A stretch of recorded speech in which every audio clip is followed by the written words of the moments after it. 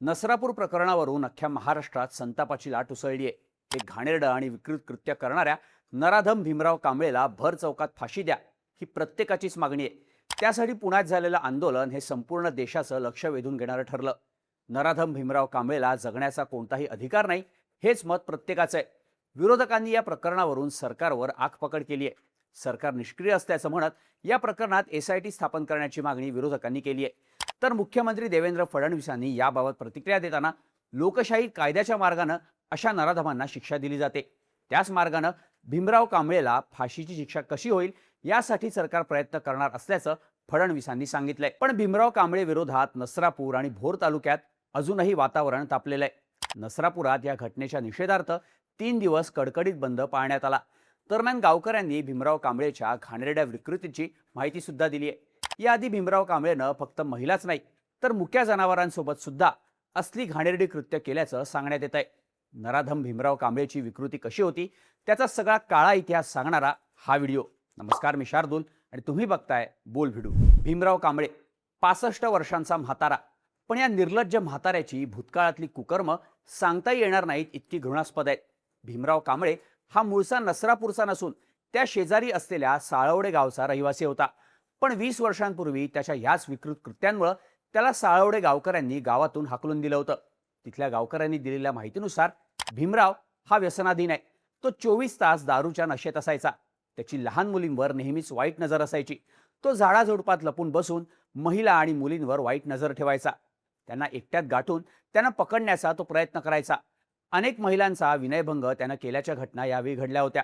भीमरावनं अशाच प्रकारे एका ज्येष्ठ महिलेवर एकदा झडप घातली आणि तिला कोयत्याचा धाक दाखवून तिच्यावर अत्याचार केल्याचा धक्कादायक प्रकार सुद्धा समोर आला होता. भीमरावच्या भीतीमुळे गावातील महिला आणि मुली शेतात जायला घाबरायच्या.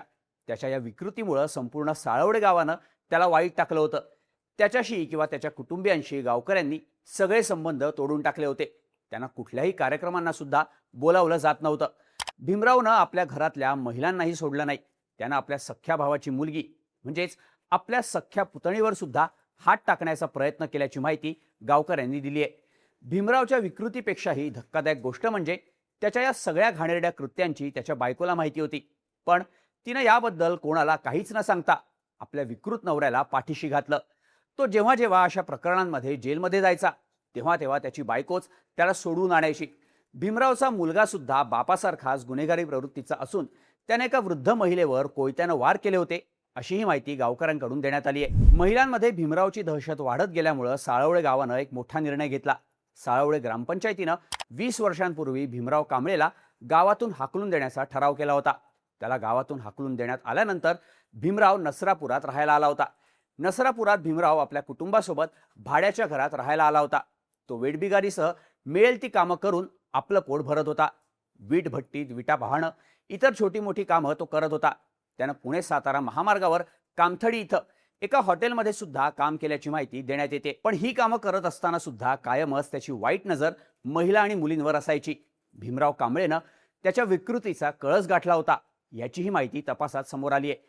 साळवडे आणि नसरापूरच्या गावकऱ्यांनी दिलेल्या माहितीनुसार तो शेतात चरणाऱ्या शेळ्यांवर सुद्धा अत्याचार करायचा. इतकंच नाही तर गावातल्या कोंबड्या आणि भटक्या कुत्र्यांसोबत सुद्धा त्यानं असलीच घाणेरडी कृत्य केली होती. त्यानं कुत्र्यांवर अत्याचार करून त्यांना फाशी देऊन मारून टाकल्याच्या घटना सुद्धा याआधी घडल्या होत्या. 1998 मध्ये भीमराव कांबळेवर विनयभंगाचा गुन्हा दाखल झाला होता. तेव्हा एका ज्येष्ठ नागरिक असलेल्या महिलेला कोयत्याचा धाक दाखवून तिच्यावर अत्याचार करण्याची किळसवाणी कृती भीमरावनं केली होती. त्यांच्या जावयानं पोलीस तक्रार केली, पण त्यावेळी पुराव्याअभावी भीमराव कांबळेची निर्दोष मुक्तता करण्यात आली होती. तर 2015 मध्ये विनयभंग आणि जीवे मारण्याचा प्रयत्न अशा प्रकारचा गुन्हा भीमराववर दाखल झाला होता. त्यानं घराशेजारी राहणाऱ्या आपल्या सख्ख्या भावाच्या 17 वर्षांच्या मुलीवर हात टाकण्याचा प्रयत्न त्यावेळी केला होता. पीडित तरुणीच्या घरातले लोक शेतात काम करण्यासाठी गेले होते. याच संधीचा फायदा घेऊन आरोपी भीमराव कांबळे त्या तरुणीच्या घरी गेला. मला टीव्ही लावता येत नाही, त्यामुळे घरी येऊन टीव्ही लावून दे, असं त्यानं त्या मुलीला सांगितलं.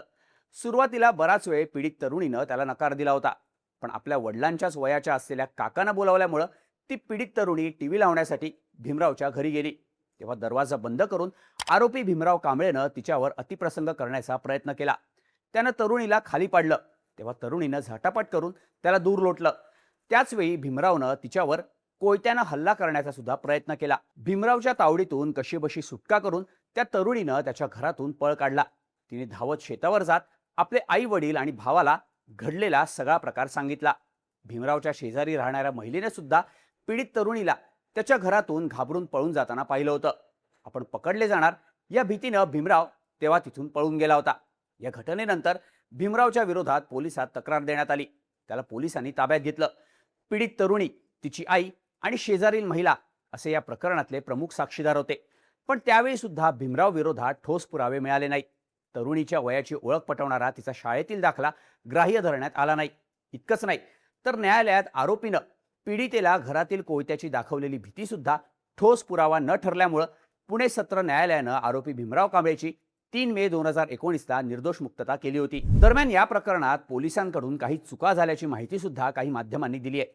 या प्रकरणात पॉक्सो कायद्यानुसार भीमरावला शिक्षा होऊ शकली असती, पण मुलगी अल्पवयीन आहे हे न्यायालयाला पटवून देण्यात पोलीस कमी पडल्याचे ताशेरे न्यायालयानं त्यावेळी ओढले होते.